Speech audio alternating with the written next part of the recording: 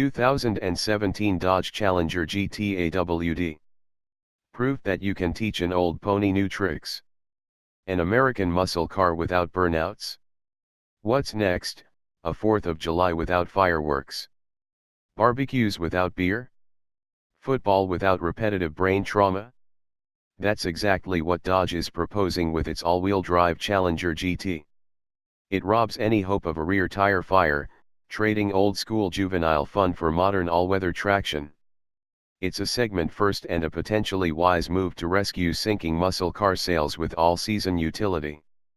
To turn a pony into a mountain goat, the Challenger receives the driveline hardware found in its sibling, the Charger SXT AWD.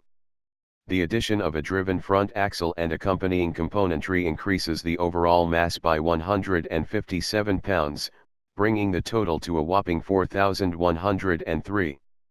At least the modified Charger police cruiser suspension does a noteworthy job of handling the additional weight. The steering is responsive, and the side-to-side athletics are well-mannered even as the all-season tires howl through apexes. Controlling body roll comes with compromise, however, as the overall ride is firm and busy over undulating surfaces. That said, the tall, 55 series tires diminish harsh impacts relative to the 40 and 45 series rubber on higher-spec Challengers. Calling this Challenger the first all-wheel drive muscle car may be a bit of a stretch, though, since it's not all that muscular. Powered by FCA's familiar 305 HP Pent Asta V6, the Steel Horse makes it through the quarter-mile in 14.8 seconds. Though launch control is featured in the Yukon Next infotainment performance pages, it's a ruse. A 3,500 RPM launch can be selected, but the torque converter limits engine speed to 2,500 RPM while stationary, creating an uneventful dash from 0 to 60 miles per hour in 6.3 seconds. Despite its newfound traction, the acceleration times are actually slower by 0.1 second to 60 and through the quarter mile when compared with rear-wheel drive V6 models, which means the Challenger GT is the slowest of the current generation of big three pony cars, even lagging behind the turbocharged four-cylinder versions of the Ford Mustang and Chevrolet Camaro.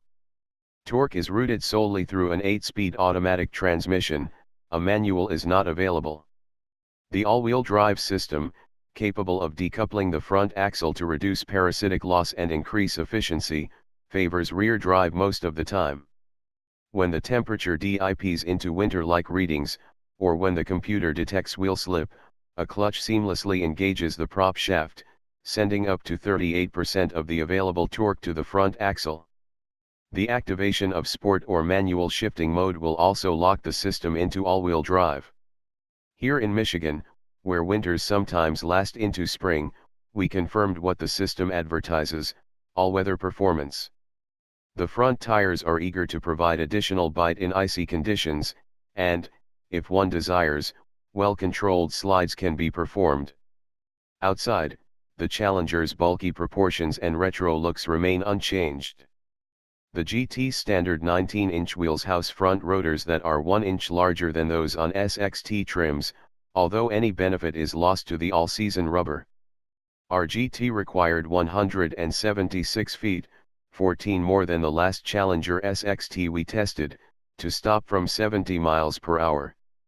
Starting at $34,490, the GT offers a higher degree of four-season capability than its Ford and Chevy competitors. But selling the soul of the American muscle car to gain cold weather practicality feels a little like trading glory for comfort. We'd stick with a rear drive V8 and swap to winter tires when the frost settles.